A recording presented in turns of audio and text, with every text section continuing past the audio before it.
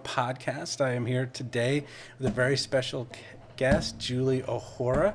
She's a writer and a director and a producer, and she's made a feature film called Pool Boys. She's working on another one. She's got a lot of stories, and we're going to get into them and ask her questions about some celebrities that she's worked with and writing and all that fun stuff. How you doing, Julie? I'm doing great, Shawn. Thank you. How are you? I'm doing great. So you're here in Atlanta? I am. We're both in Yes. Atlanta. Okay. Where do you live? I'm Old Fourth Ward. Oh, I'm actually in Alpharetta, which you used to live up this way, I think. Right? Yes. I Right. moved down here from Alpha. I was there for a few years, and believe it or not, Canton before that. Oh, okay. So yeah, I moved down here from New York City to work at Turner, and yep. Now I'm in the city, which I love. My kids are about to go to college, so I was like, okay, they're not coming over as much. I'm gonna come down here to the city and be able to walk the Beltline. Yes, But I love it down there. I love it yeah, down yeah, there. it's so great. I don't drive as much, which is great. Really? I commuted I don't for drive much, years. though. I don't drive much. My office is in the basement, so my commute is really decent. That's really nice. So you're a full-time writer. Are you? We're gonna get into the films and the features and all that, but are you writing other stuff also? You mean besides film and TV, or Yes. um, uh, no, like journalistic writing or limericks or something? No. Short stories. I A don't know, lot of novels. limericks. No, no Very lucrative. limericks. Okay. No, just film and TV. I got lucky, and my husband does well enough that we can have the occasional lull in my financial contributions. So I'm extremely lucky in that way. Right. That is Yeah, very good. and I have Um, so some. I have to get to a couple of ads. Actually, just one ad, and then the rest of them I'm going to play on this ticker that you'll see on the screen, so I don't Okay. have to talk ads for 5 minutes. But I do have to get to them, so I will be right back. Have some water, and we will chat. Here we go.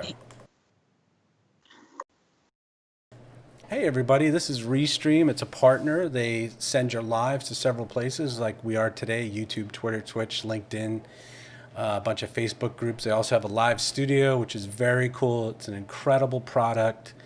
Anya is great, and all the people over at Restream. Everybody should check it out. It is inside my live broadcast right now on Facebook and Twitter and LinkedIn. You can check out the link, and also you can see on the screen here. Let me pull up these logos. We've got Ecamm, which is the software I'm using, and I'll have a little link go by for that.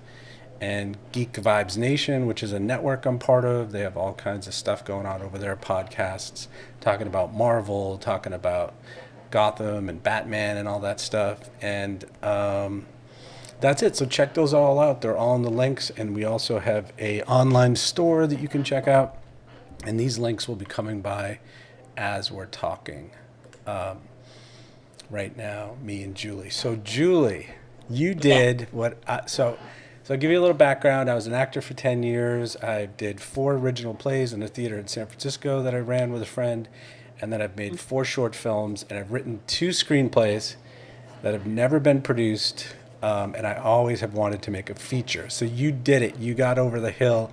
You made a feature. It was called Pool Boys with Matthew Lillard and Tom Arnold. Can you tell us about it?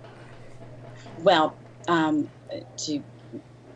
to be more to clarify, Mm-hmm. I wrote that. It was actually a spec feature I wrote that sold, which like never happens.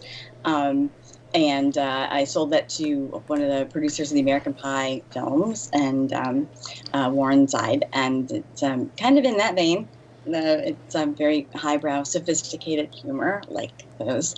But Right. no, I was really proud of that. I mean, obviously, because it was the second feature spec I'd ever written, and it was he bought it, or I guess the option, like probably like 5 years after I had first started writing it, and I'd rewritten it a bunch, and he had seen it like a few years before that, and then some time passed, and different deals came and went for both of us, and anyway, then he I guess had some sort of a production deal with somebody, and I was able to get that to him, and it was good timing. So then it went into production, and it was actually directed by J.B. Rogers, who directed American Pie 2, and there was that movie years ago with Chris Klein and Heather Graham called Say It Isn't So, where they're like in love with their brother and sister, or they think they are or something. Oh, okay.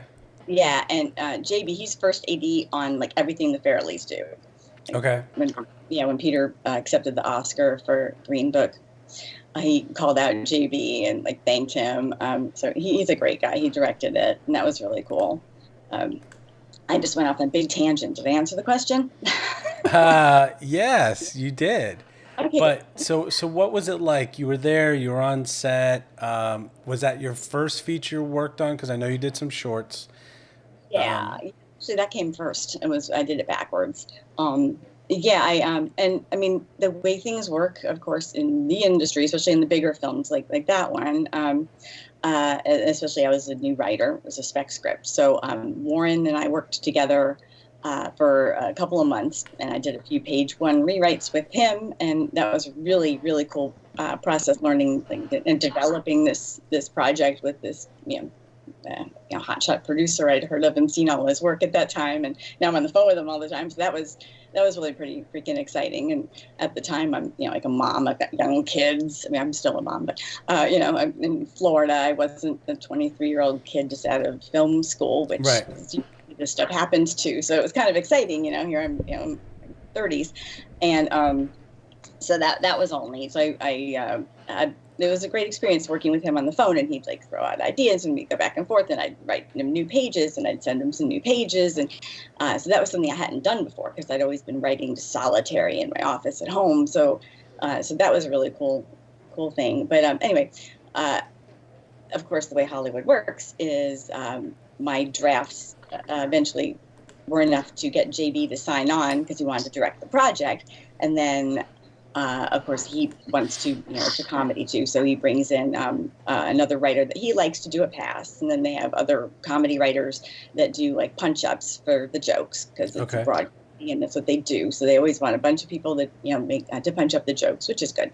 And so it was really cool, because Justin Ware is a super good guy and a really good writer, and I learned a lot about the whole process, because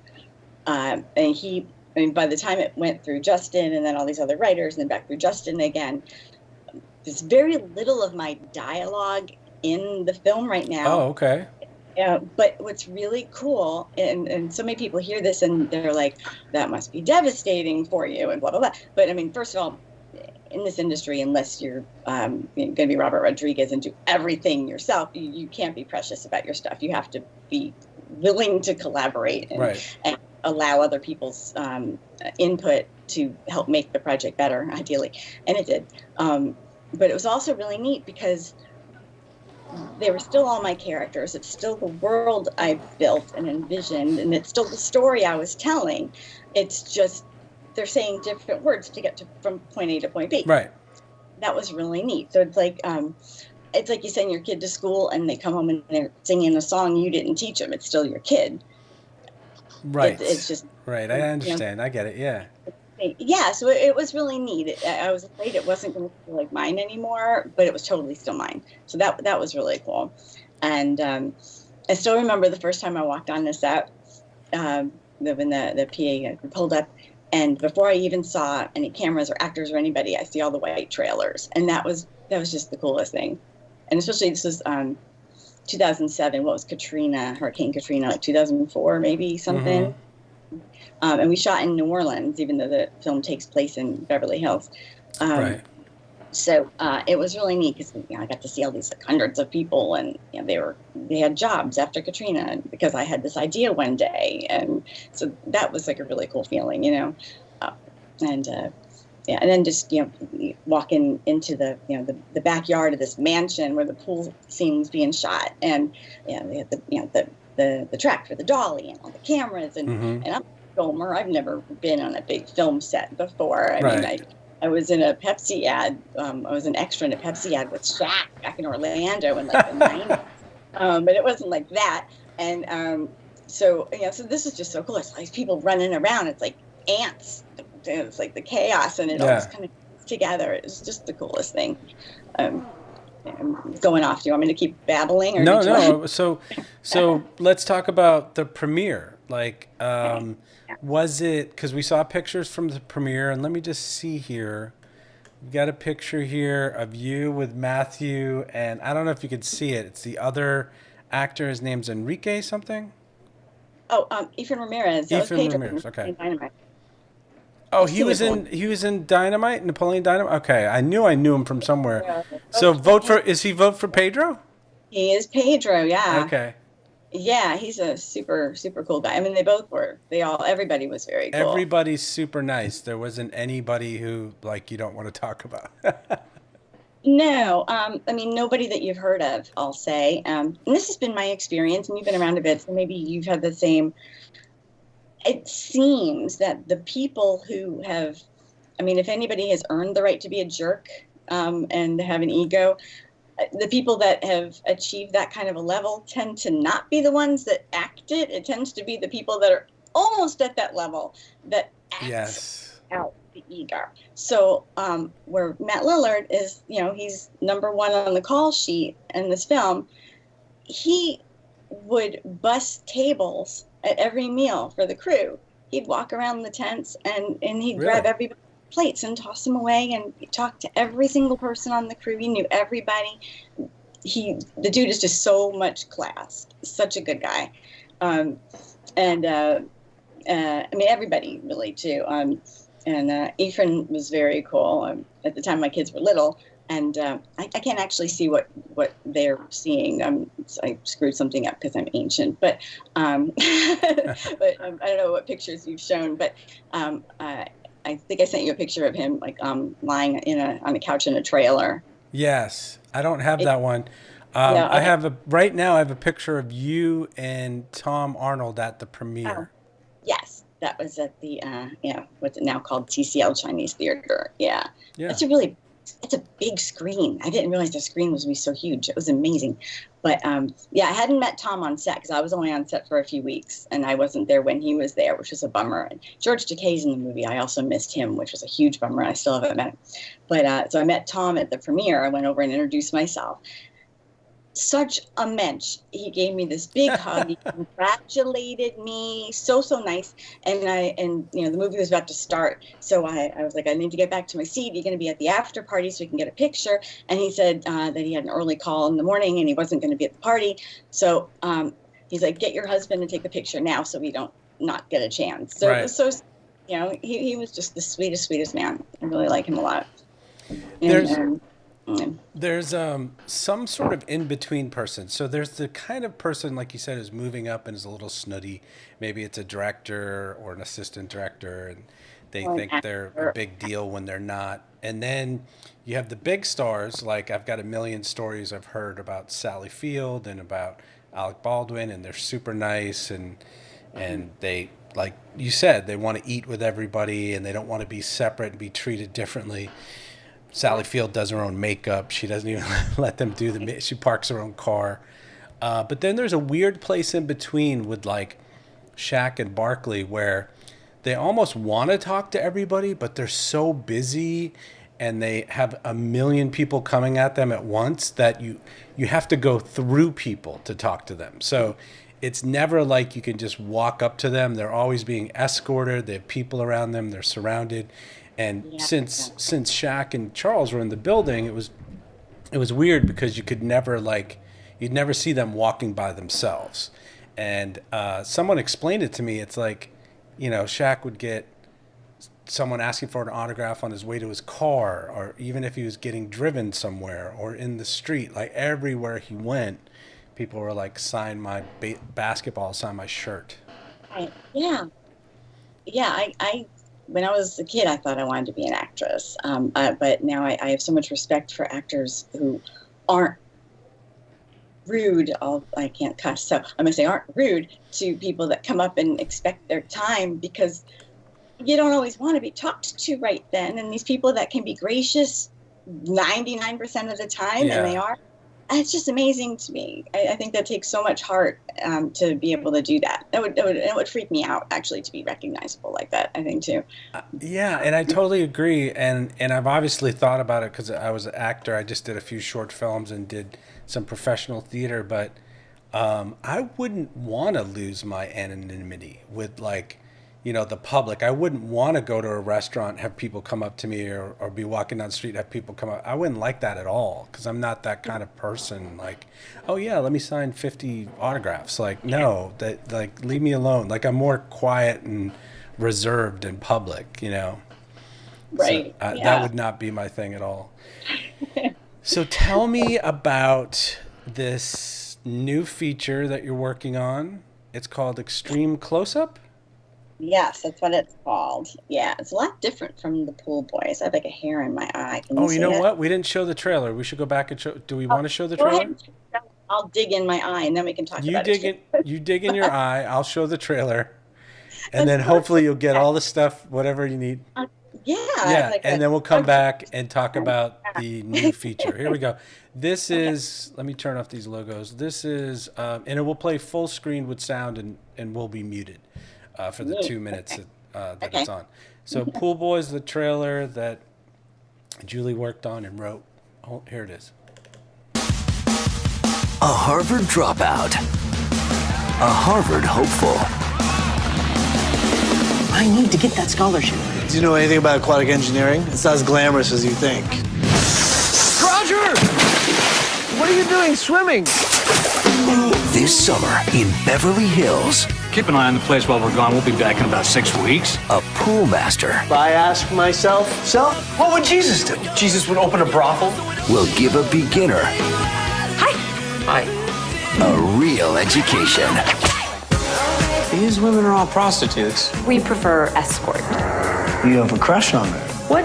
I don't think so. We're talking about a serious business opportunity here. We got business! We get all the girls together. We could make a lot of money. We got something good here. We're gonna have a party. Like last night? From the makers of the American Pie movies. One good party. Come on, chiquitas! One big bash. Comes the naked truth. About a booming business. Ready to deploy when you are, Private? A dedicated staff. You are a naughty girl. And a man who knows how to party. You're not supposed to be home yet. What the hell's going on here? There's a, we are party people! I hope you'd have a good explanation for all of this. I'm a pimp. If you were a pimp, there would be prostitutes, a dominatrix, and Tom Arnold would be here. Oh my God, you are a pimp. Matthew Lillard, Efren Ramirez, Rachelle Lefevre, Brett Davern, and Tom Arnold. You put one scratch on that, I'm having to deport her back to whatever third world you come from, brother. I'm from New Jersey. Sorry. The Pool Boys. Me like you big time. Very cool. Did you get the stuff out of your eye? I did. Thank you. Oh, yeah. All right. Well, there we go. So, There's always a reason to have a trailer handy. Yeah, no, that was fun. It was very American Pie, risky business. You said it's different from what you're doing now, though. Yes. Okay. Yeah, it is. I'm definitely more of a dramedy girl. I mean, I enjoy broad comedies. I love the American Pie films. I love everything like that. I mean, all the way back to, one of my first favorite films was Caddyshack. So, I mean, yes, love Caddyshack. Yeah. It's definitely a genre I appreciate. But as far as the stuff I write, dramedy is just kind of like more my space, I guess. So my very first feature spec was a dramedy, but then I needed to write something else because you have to after you've rewritten the same thing 100 times. And I decided to write something different because I had an in with Warren, the producer. So I said, let me try to come up with an idea that might appeal to him, because getting read is really we'll say 75% of the battle. Yes. Not that the writing is easy, because it's not, but getting anything read by the right people is harder than that. So I came up with an idea that I thought would appeal, and I got lucky, and it did. So he read it, and that was that. But I mean, it has a lot of heart. It's not like just slapstick, and it's not stupid or anything. I mean, right. It's broad comedy, and there's swearing and boobies, but it's still smart. It has a lot of heart, I think, in it, and the characters do have arcs, and they change and they grow, and I'm really very proud of it. Okay, so how is this new Extreme Close-Up different, and how is it part of this Meryl Streep, Nicole Kidman Writers Lab? Like, how did you get into that? Tell us that story. Well, I had just applied to that, like, all these other competitions out there, and they responded to it, which was really nice. I mean, the story is it's like a really sexy, funny, bittersweet, romantic drama about an older woman and a much younger guy, and I'm kind of used to that type of story not being respected by a lot of people in the industry. And I don't know if it's that the Writers Lab is for women over 40, and maybe that's why it appealed to their judging committee or whatever. Mm-hmm. But it was a nice surprise for sure to be taken seriously with that kind of content, because usually people see that and they just immediately, send it. It sounds like a Hallmark or Harlequin or something. Which nothing's wrong with those. It's just not what it is. Right. I think it's a bit edgier than that. Anyway, so yeah, no, they responded to it, and it has a lot of me in it. It's very personal. I don't know. I mean, and it's very small, and it's contained. It's a very small cast and very few locations. So I think we're going to have some luck getting it produced post-COVID here, because they're keeping everybody in like pods and things like that. And I think that it'll be conducive to that sort of a production dynamic. Right. And do you have funding for it now? Or are you still looking for funding, or?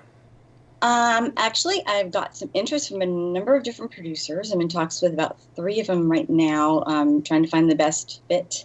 So that's been really encouraging too. Somebody besides me likes it. It's awesome. Right. Yeah, so people are responding to it, and male and female people respond to it, which made me really happy.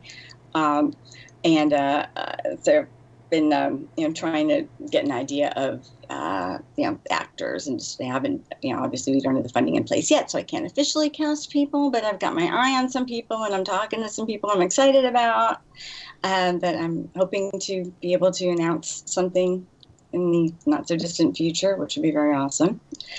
And planning to direct this one, which is also cool. These producers I'm talking to are on board with that, with a featured directorial debut. Wow. Congratulations. That'd be awesome. It's a ton of work, but it would be totally awesome to do that. Yeah, I'm excited about it. I really am. It wasn't something when I was starting out that I ever thought I would do. But the more I thought about it, the more it just made sense. And 2020, I decided, is the year I'm trusting my gut. My gut said to produce this film and to stop waiting for somebody in Hollywood to give me the thumbs up and give me permission to make my film. I decided I'm just going to make it my damn self. Can I say that? So I just went about and started producing it. I figured I'll find people along the way, and whoever sticks, then they do, and we'll just keep going and see what happens. And it's gaining some traction, and I'm learning how to do this thing, which is kind of cool. And then it's seeming like I've got decent instincts for directing. I'm learning, which is really neat. Very cool. Talking to actors and talking about the script with actors, and talking cinematography and things.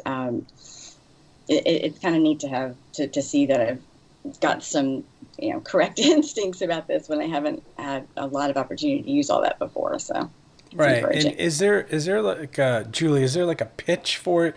You know how some people say, okay, here's my script. It's like Gone to the Wind meets Roots, or, you know, like, is there any sort of movie that you would describe it as, like it's this meets this, or no? Yes. Yeah. Because it's an older woman, younger man. I pitch it as a kind of a modern take on The Graduate meets Call Me by Your Name. Okay. I don't know Call Me by Your Name. What is that? What? Okay, we have to pause so you can go watch Call Me by Your Name. All right, I'll be right back. Everybody hold on. We're just going to run some ads. And she's going to take a nap, and we'll be back in 2 hours after I watch this movie. What is it, like an old classic movie? No, it's only maybe a couple of years old. What 2, 3 years old or something. It's Timothy Chalamet and Armie Hammer. Okay. Yeah, I know Timmy. My kids are crazy and about Timmy, and he's doing Dune, but I haven't seen one. They're gay lovers or something? Yeah, and they're both straight in real life. But I mean, it's a beautiful film. It's based on a book, which I will admit I haven't read. I think one or both of my daughters have read it. But the film is just gorgeous. I think it takes place in like the 80s, maybe 80s or 90s. But so I mean, it's period, but not period. And I mean, visually, it's just beautiful, and just the romance is gorgeous because it's atypical, and they're not really able to be together. And it's a kind of a bittersweet ending, and it's just the way it just all lays out. It's so beautiful and smart, and there's so much depth, and every moment is just gorgeous. So you need to see it. So yes, I should. But is Timothy like the new huge star now? Like, because he's in Dune, and he's been in some of these sort of, like you said, period pieces, like A Sense and Sensibility, and women just swoon over him, and I think some men do too. But does he just have like a lot of charisma? He's a great actor. What is the deal? Because I haven't seen anything with him. I mean, he's a very good actor.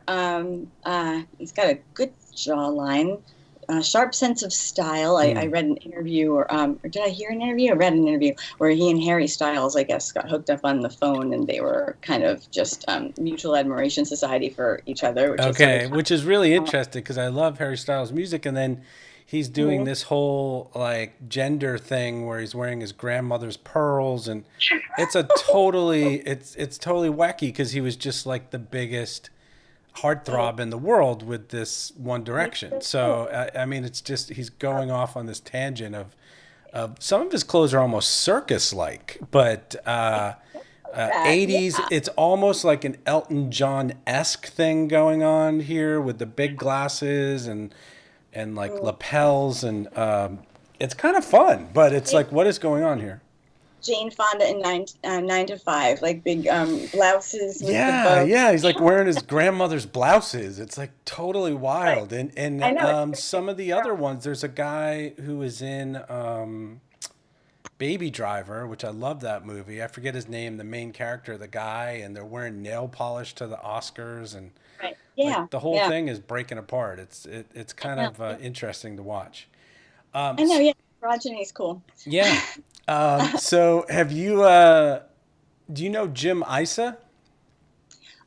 We are Facebook friends, and we have some other like real life friends in common. I haven't met him yet. Okay, because I interviewed Jim, and he knows a ton of people because, I don't know, just hundreds of downloads, like lots of response to Jim and lots of comments on social media. He knows tons of people. I edited a couple of spots with him years ago because I'm a video editor by trade at Turner, and he had some amazing ideas, and he's very talented, but he has these stories about fundraising. And one of them, without going too crazy, is he's friends with Tony Shalhoub and his wife, who's also an actress. And they got funding for a movie for Tony Shalhoub's wife from a carpet mogul by offering him Oscar tickets and at Nobu in LA with 10 people. And awesome. And then he also talks about he's done a Lifetime movie. He's done a movie with Luke Perry. He's got another couple movies in the works. He's kind of like you. I think it would be great for me to give you his email. Or you can just message him yourself on Facebook, because you guys, it would be very interesting for you to talk, because he's constantly doing these fundraisers for movies, and he knows how to do it. I never knew how to do that thing, but he gets a bunch of people together at a house, and somehow they're the right people, and he helps people fund movies. And I talked to this guy, Justin O'Neill Miller, who's also in Atlanta, and he has worked on huge movies. He's an art director. And he worked on Christopher Nolan's Tenet and The Rock's new movie Black Adam and Walking Dead and Baby Driver and Prisoners with Hugh Jackman. The Denis Villeneuve, who did Dune. So he's worked on huge movies, but he also makes shorts, and he wants to make a feature. So I got him and Jim together. And I just think you and Jim should talk, because your story is similar to kind of what he's doing, and he's off directing commercials and doing some other stuff, but I think it'd be good for you guys to talk. Oh, well, cool. I will definitely try to connect with him. Yeah, definitely try and connect with him. And he knows some of my favorite people now, including you. So I'll for sure. Well, yeah, I mean, just mentioned you were on the show, and that's how you talked about him. But yeah, he's a great guy. So I always love people who do a lot of different things. You're a writer, director. I love that you're pitching movies and you're trying to get a movie produced, and I think it's so cool that people are out there. I was just talking to my girlfriend yesterday about, I don't know what happened with this COVID thing. I just turned a corner. I hit a wall. And it was so depressing, and the whole country, and there's all this stuff going on, and I just decided to be positive. And I decided that things are going to be okay, and things are going to be fine. My kids are about to go back into the building at school in September, October. They just announced, which I don't like, but I just decided to say it's going to be okay, and I'm sick of dreading everything. It's going to be positive. And it's so amazing how many people right now who are writing scripts and putting together podcasts and just being positive and putting positive vibes out into the world of trying to just be creative, just trying to make things. Painters, you see these live musicians on Facebook all the time. You see live people painting. I love all this stuff. So kudos to you and everyone else who, it could be a time where we could all just drink tea and cry. Well, I did that. Well, I didn't drink a lot of tea because I didn't get out of bed, I think, for the first couple months of this lockdown. I'll admit I sank into some depression, and it is Suicide Awareness Month. So if anybody needs to talk, I am here. I haven't actually done that myself, but I made a promise to myself and my loved ones that as bad as the depression ever got, I was not ever going to tap out. But I'm very aware of it as an issue for people. Yeah. Depression is very real, and it really sucks. And I definitely was spiraling in the beginning of this whole thing. But then, of course, while I'm laying in bed, I'm, of course, on my phone, and I'm looking at my social media, and I'm seeing people are writing things and they're creating. And I'm like, okay, if the world doesn't actually come to an end, at some point, we're all going to come out of this, and all these people are going to have new stuff to show, and I'm going to have nothing. Yeah. And I can't let that happen. Yeah. And before COVID, I had, a couple of months or whatever, I've been kind of starting to ramp up with my extreme close-up, trying to get that out into the world. So I picked that back up and kind of dusted off a couple other projects I'd written, and I've got some interest in some other things going on now too, which is kind of neat. Got a couple other TV projects actually that are being pitched around town now, not our town, Hollywood town, and I have another feature that another producer is kind of interested in making, but I'm like, okay, I need to write some new stuff too. So I have been. I kicked my own ass, and I'm writing some other stuff. I'm probably almost halfway through writing a new romantic comedy, and I'm really into this TV series I'm developing right now, an ensemble series. I'm working on the pilot and developing the show, and that's really, really been fun. So yeah, it's kind of keeping me positive, but it's easy to spiral. It's really, really easy. It's so easy, and I worry about my friends who, I mean, not that you have to have a partner, but it's good to have a partner to have that support, or live with a roommate or a sibling or something, like to have them be like, it's okay, don't worry about it. But living alone during this time and being locked down and getting takeout must be very hard for some of my friends. So I try and contact them. I try and talk to them. I try to text them. But I'm sure it's not easy to just be in your house alone or your apartment alone for months and months and months. Yeah, I'm sure. I mean, and I am like the very definition of the writer hermit. My office in the basement is this is my happy place, and I'm cool with a lot of alone time. But even I don't think I would be doing very well at this point if I were living alone. So yeah. So let me ask you a couple of things. One, I've written a couple screenplays. I finished them, but I actually dreaded the second and third and fourth drafts. How do you power through that? Because I love the initial, like, okay, this is the idea and here's the dialogue, and okay, let's go back here and change it to a different exterior, and this is at the park rather than the restaurant. That would work better, and figuring all that stuff out I love. But then going back and working on it again in a second and a third draft and a fourth draft and getting notes from friends, and like, how do you do that? It's such a huge mountain to climb. It's really, really difficult.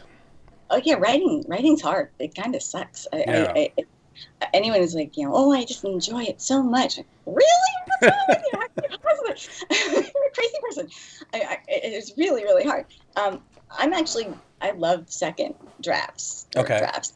First drafts for me are hard. Do you outline a lot? I did. I mean, I don't consider myself a writer, even though I've done 4 plays and 2 screenplays. It was really I'm more of an actor-director, and I worked really well with actors, so it was more as a means to an end to get the play made. And I did have people help me write both screenplays and plays, so I had a lot of input and people helping me with dialogue. Actually, writing female dialogue for me was hard. I'm not a female. And people would say, oh, a woman would never say that, or blah, blah, blah, so I don't consider myself a writer, even though I've written a ton of stuff. Right. Okay. You're a man who writes. Yeah. I mean, for me, I like having a first draft done, so then it's like clay, and I can mold the clay. I mean, like Stephen King said in his book on writing, which if you haven't read that, it's amazing. And he equates the story of the book to like the what's he say? Like the big lump of marble, and it's in there. The story's in there in its perfect form, and you're trying to chisel away at the excess to get to the story. Right. I like that. Lucky you don't knock something off that was necessary, and you get it as close to it's supposed to be in its best form as you can. And I see it as that. So once I have my first draft, then I've got something I can play with, and I can screw around with it. I can add and subtract and that. But I mean, I also outline a lot. I mean, I'm here. I don't know. Can you see? There's my my. Oh yeah, I see your board. That's very cool. Yeah, thank you. I'm a Save the Cat girl. As far as the screenwriting structure and outline, the Blake Snyder's Save the Cat books, if you're aware of the. Yes. Yeah. I think that's a really good starting place. I mean, if your first act doesn't finish on the exact right page, then who cares? But I think that's a good place to start as far as outlining. But then I don't know. And for me personally, I just try to squeeze a lot of truth into the writing, and at some point, it's like the more kind of embarrassed and naked I feel if I let anyone read it, then the closer to good I know it is. Okay. How do you deal with criticism? Do you have that support? Do you have writer friends that read your stuff and give you feedback? Yeah. I mean, at this point now, I've been at this a while, so I know a lot of people who will be honest with me. In the beginning, everybody just kind of blows smoke up your skirt, and they're like, this is good, this is good. Well, if you can't tell me why it's good, then I'm not going to listen to anything you're saying, and I want to also hear what's not working. But then I also don't want to hear only what's not working, because it helps to hear what's working, not just for your ego, but also so you don't take it out. You need to know when you're on the right track, too, I think. Right. I guess I've got the thick skin now, for sure. And every once in a while, I'll get a note that doesn't feel right, and I'll chew on it a little bit, and then there's like the note behind the note. I don't agree with what this person suggested, but maybe what they're thinking about my character has value, and let me see if there's something that caused them to think this thing, and maybe the motivation wasn't clear or whatever. So there's like the note behind the note to consider, of course. But you got to learn to not do, and a lot of writers, when they're newer, will just automatically implement everybody's notes, and then you've got a mess. Right. Yeah, you don't want to do that. Yeah, I mean, I think the most important thing also is to find someone who's going to give you real notes, but they're going to be honest with you and give you notes to help you write the story you're writing, not to help you write their version of your idea. Right, yes. A lot of people are like, oh, this is how I would do it. Well, that's cool. You can go write that. I'm writing this. And, I want to get, this is where I'm trying to get to. And if you have advice to help me get from here to here, then that would be cool. Otherwise, it's not valuable to me. Right. And you've talked a lot about Hollywood and talking to people in Hollywood and California. Like, have you become part of the Atlanta film scene because it's so huge? Have you met people in the Atlanta film scene, and is that an option for you to get crews and help and producers and cinematographers? A couple of the producers I'm talking to that I'm most hoping to work with actually are people that are here, and they're really plugged in. I've met a lot of people here. Most of the people in Atlanta I know seem to be like writers and actors, so they're not. I mean, I've met some crew people when I've been on different sets here and there, but that's not like my circle, and I don't have I don't have a team of my own yet, but we're like a plug and play, which I really hope that after this film I will have that. But yeah, I don't have that yet, meeting people to do that. And I mean, as far as the Hollywood thing, that's when I first moved here in 2008. It was right after Pool Boys had shot, and that was a Hollywood film. Wasn't a studio film, but it was made in the Hollywood system and whatever. Right. And that's just how I had been functioning, the way you're supposed to. I wasn't functioning like an indie person. I was functioning like writing my stuff, and I'm sending it to my old managers. I'm writing my stuff and hoping somebody in LA will respond to it. So I wasn't trying to make my own stuff for a really long time. So I wasted a lot of years actually not getting to know people as well as I could have here. I regret that. Right. I interviewed a good friend of mine, James Schrader, and he made his first feature film. I think he just turned 40. And he was an editor like me, but he also does graphics, and he's worked at a bunch of places, and he literally called in every favor and made a feature film. And it's really interesting because it's a horror comedy. So it's on Amazon right now. It's called Nicole, which is odd because that's my girlfriend's name. But this woman is, she's a murderer, I can say, but for good reasons, we can say. You can go check it out on Amazon. But he called in every favor, spent almost no money. Basic money for food and equipment and rentals and stuff like that, but really, really, really low budget. And the thing came out great. And he found people in, which he may be another good person for you to talk to. He found people that he had worked with on commercial shoots and said, hey, would you mind doing this? And got this really great DP because it looks beautiful. And then he did this thing that I didn't know about with my short films, but that is really cool. He found an agent after he made the feature that puts films on Amazon, Netflix. So you're not trying to get into a theater, right? You have your premiere and the people come and everybody, but you're trying to make your money back through rentals and portions of rentals. And right now he's not on Amazon. He's trying to get on. He is on Amazon, but he's trying to get on Netflix and he's trying to get on the other platforms. I don't even know what they're called that show movies, but it's a really interesting way. And he could probably make enough money because he's actually having lots of people watch it on Amazon. I can see there's tons of reviews and tons of, I would say hundreds, not thousands right now. It just came out like 3 weeks ago. But it's doing really well. And I could see him making enough money to make another feature someday or whatever. But his name is James Schrader and the film is Nicole. And it's on Amazon, and it's a woman with a hatchet in her hand on the cover. Nice. But yeah, it's cool because what I've talked to a lot of people about, actors, writers, directors, producers, is that in this day and age with the internet, you can make your movie. You can make a movie fairly cheaply and show it on. I think that's what it is. He's trying to also get it on IFC or Sundance to play it.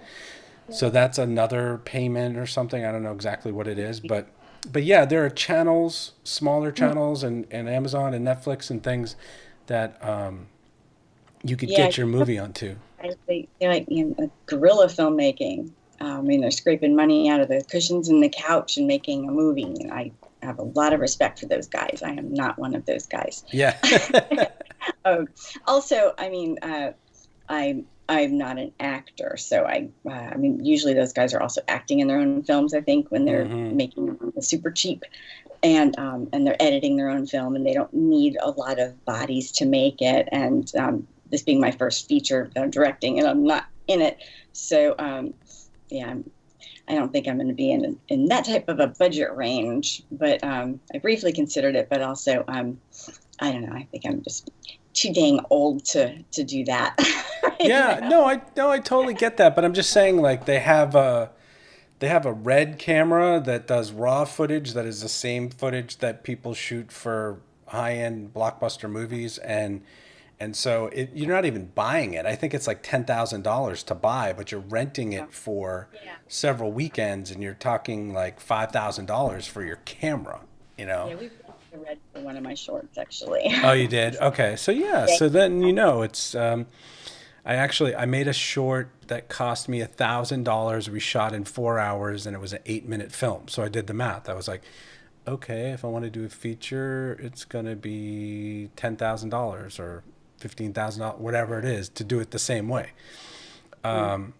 So yeah, I mean, it's very exciting when people are making stuff, and kudos to you for making stuff during this time. But we are getting towards the end here. We're at 2:51. And I always ask everyone, Julie, their advice. Any advice that you can give to young people who want to get into this industry? I know it's a really tough time, maybe just in general, not during COVID because it's just starting to come back. But whether they want to write screenplays, direct, make movies, and especially women, like, is it harder for women to be in this industry and be at the top directing and writing and stuff, or is that a myth? Yes, it is. Okay. Yes, it is. And I'll for sure say yes to that. My former manager at one point had we were looking at all the ideas of things I could write next, and he steered me toward writing something with a male lead, because anything with a female lead, just no one was really going to be interested in it. Now, that was years ago. Right. But and also when I was first coming up, women were rivals, and now times are different. Women are supporting each other, and that is fantastic. It used to be just understood that there's, in a writer's room, there's room for one woman at the table. There's, never room for more than one woman. So if one woman makes it, all the other ones don't. So no one's supporting anybody. Now everybody's supporting everybody, and I love it. So that's definitely a very good thing. And I think women these days have a much better chance at things. But it's still hard. It's still really competitive. Even without COVID, it's going to be difficult to get anything made ever. don't waste time waiting for permission. That would be my first advice. I wasted a lot of years waiting for permission. If people aren't writing, just figure it out and start doing it yourself. If you want to be a screenwriter, if there's nothing else that would make you happy in the world, then focus on that. If there's anything else you think might make you happy, I would say spend at least as much time on that. Because it's hard. Yeah. And I also regret, and also I wasn't living in Atlanta when I was younger, and where I grew up, there wasn't a lot of stuff shooting. But I wish I had spent time working on crew, and I didn't do that. That would have been really good background. I would have known a lot more people. I would have known a lot more just about the industry in general. Another thing for screenwriters: read unproduced scripts. Don't just look at films you love and read scripts for films you love. Read stuff that hasn't been produced and see why it's good and why it's not good. And I learned more from reading, like, peer reviewing scripts on websites, like Coverfly. I love those guys. They have like a peer review thing on Coverfly, and it's great. You can read other people's scripts, and most of them are actually pretty good because these people have studied the craft a bit, and you can see where they are in their writer journey, and you just learn so much, I think, from that. Not just like the looking at stuff and I can't believe they make that crap, I can write better than that. That isn't valuable at all. Right. So where can people find, do you have a website? Do you have an IMDb page? You have an IMDb page. Where can people find you if they want to get in touch with you and give you $10 million for your movie? Oh, that would be awesome. And $10 million, I don't even need nearly that much, They can find me when I'm on like all the social media, just at Julie O'Hora, my Instagram, my Twitter, my Facebook, my IMDb. I guess it's all pretty much just the same, just my name. Very cool. Well, this has been great. I have written a little bit, not as much as you, and I love people who are making stuff. So this has been so much fun to talk to you, and I wish you the best of luck. And I will be looking out for Extreme Close-Up. Thank you very much. Coming soon. But I do think it would be fun for you. So offline, I can send you James's email, and you can contact Jim yourself on Facebook. But I think it'd be great to talk both of those guys because they've kind of done it in different ranges of budgets. But I think it would be fun for you to talk to them. Cool, thank you. Yeah, and then this will come out as an audio podcast in a couple of months. And I will let you know when that happens. And then obviously I'm going to share this all over social media. And if you can do the same, that would be great. But thank you so much, Julie. Thank you, Shawn. This was fun. All right. Very cool. You have a great day, and I will talk to you soon. Thanks. Bye. Thanks.